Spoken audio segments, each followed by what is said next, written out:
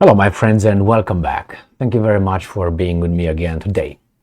This issue with the alleged collusion between the US government and some social media outlets, or how we want to platforms, should be on each and every media outlet's headline, front page. Well, there's going to be dying because it's very uncomfortable to talk about it. So I made a video yesterday, and this is the video, the title, and I had to watch my language here, and this was the title. Did FBI collude with Ukraine security services to censor US social media accounts? US House panel actually claimed. So this is a video I made yesterday on this issue, and today we have a follow-up. We have Jim Jordan, a House representative. I think he's from Ohio or Pennsylvania. I think Ohio. We'll find out in a minute.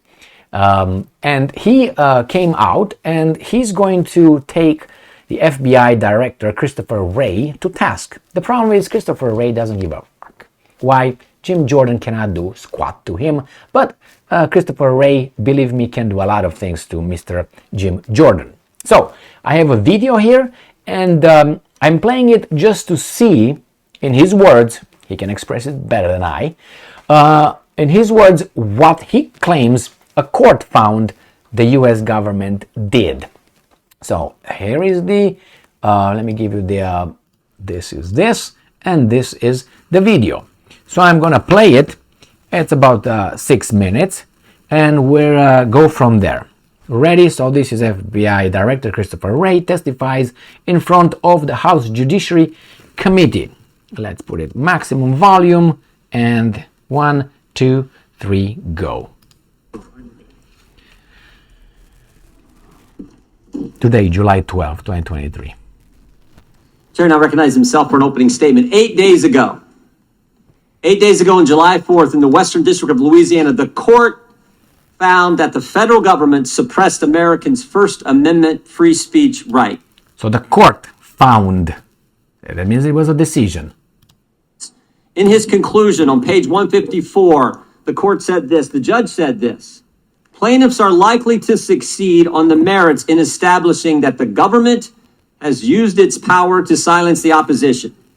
Opposition to COVID-19 vaccines, opposition to COVID-19 mask and lockdowns, opposition to the lab leak theory of COVID-19, opposition to the validity of the 2020 election, opposition to President Biden's policies, statements that the Hunter Biden laptop was true, and opposition to policies of the government officials in power.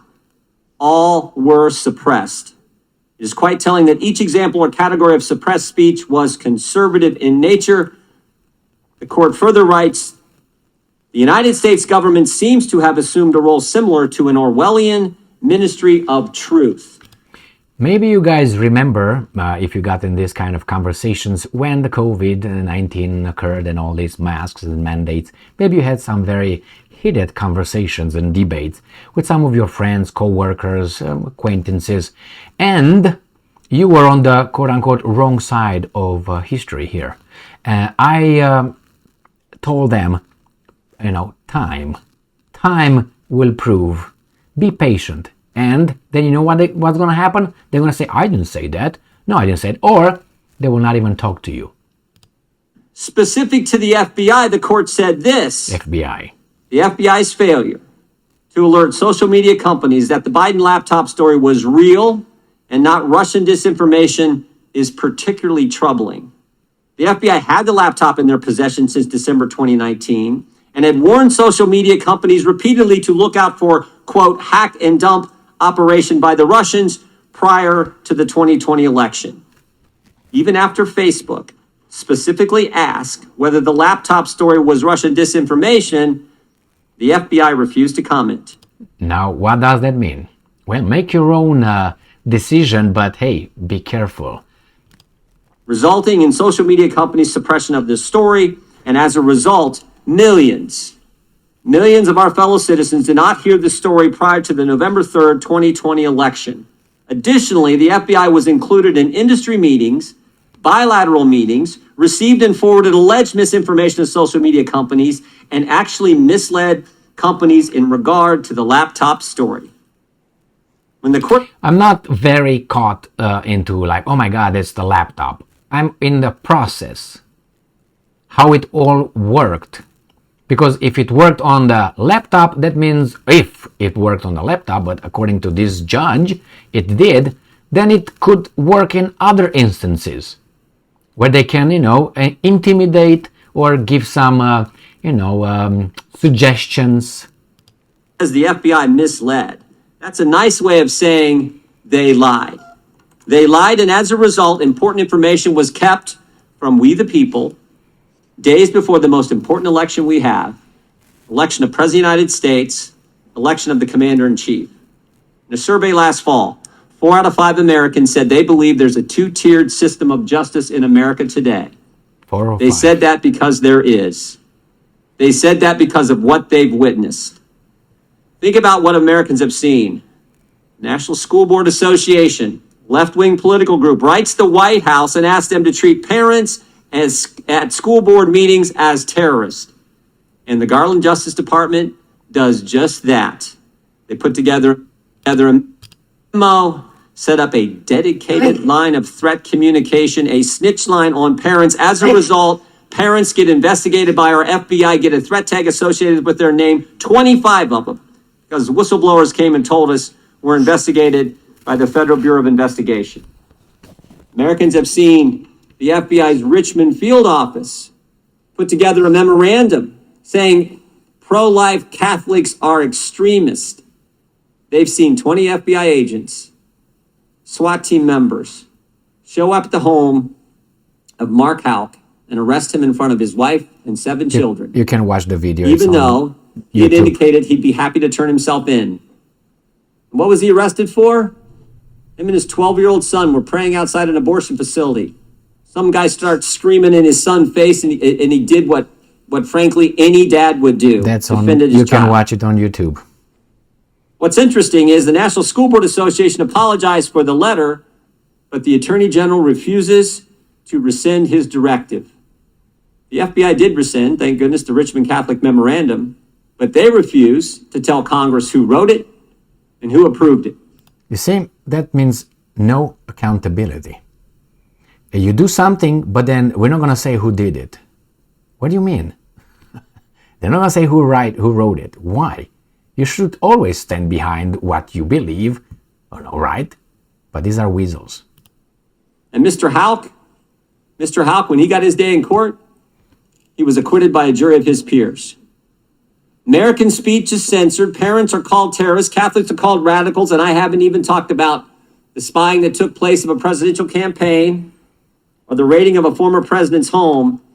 But maybe what's more frightening is what happens if you come forward and tell Congress. If you're a whistleblower, come tell the legislature, come tell the Congress what's going on. Look out. You will be retaliated against. That's what was in the communist Romania.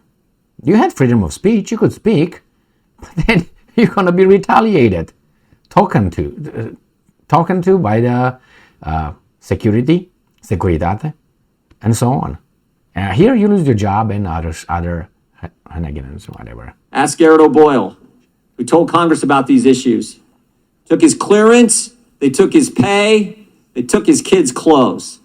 Ask Gary Shapley, 14-year veteran at the IRS, handled some of the biggest international tax fraud cases at the agency. He comes forward, and the Justice Department kicks him off the case.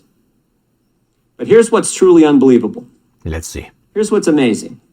With all that history, with all that, the Justice Department and the FBI want the taxpayers they censored, the parents they labeled, the pro-life Catholics they called radical, they want them to pay for a new FBI headquarters. And they want FISA reauthorization of the 702 program in its current form. It's in the director's opening statement. I mean, you can't make this stuff up. There are 204,000 reasons why Republicans will oppose FISA reauthorization in its current form. 204,000 times the FBI improperly searched the 702 database. And unlike the FBI censorship, in the court's opinion, that was focused on conservatives, The FBI's illegal scrutiny wasn't just limited to conservatives. BLM supporters were illegally scrutinized by the FBI as well. And I hope our Democrat friends will join us in opposing reauthorization of Section 702 the way it's currently done. And I think they will. All right, my friends, this is what he said. Now, you could agree with this guy or not. He brought evidence. Now, we can verify and see if indeed the evidence is evidence, because you can bring evidence, but then you would check it out. It's like, oh my, it's a little bit different than this guy says it. The problem is, if you defend them, remember they have the power. It's not, I'm interested in the process, not that conservatives or the BLM or whomever. I don't care who is mistreated. I care about, let me make that different. I don't care who's mistreated. I care about the process that would lead to someone being mistreated. So I don't care if it's a person that I like or I don't like. I don't care. I care about the process. The system allows these guys in charge with so much power to do whatever they want. And what are you going to do? Remember, none of these guys were elected. None of them. I'm talking about the Christopher Wray, the whatever Garand, the Department of Justice. They were not voted by us.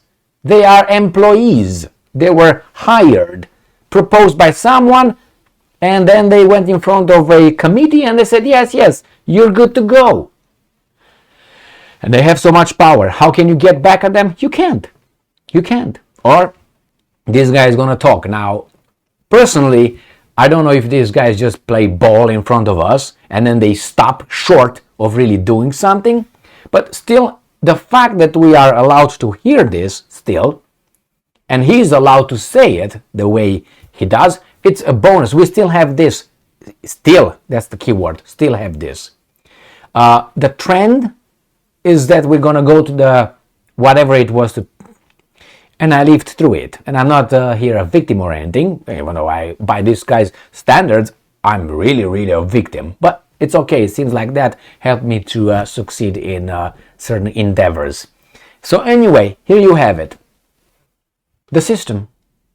They attack these guys, protect these guys. And then they come and say, well, I'm not going to tell you who that is.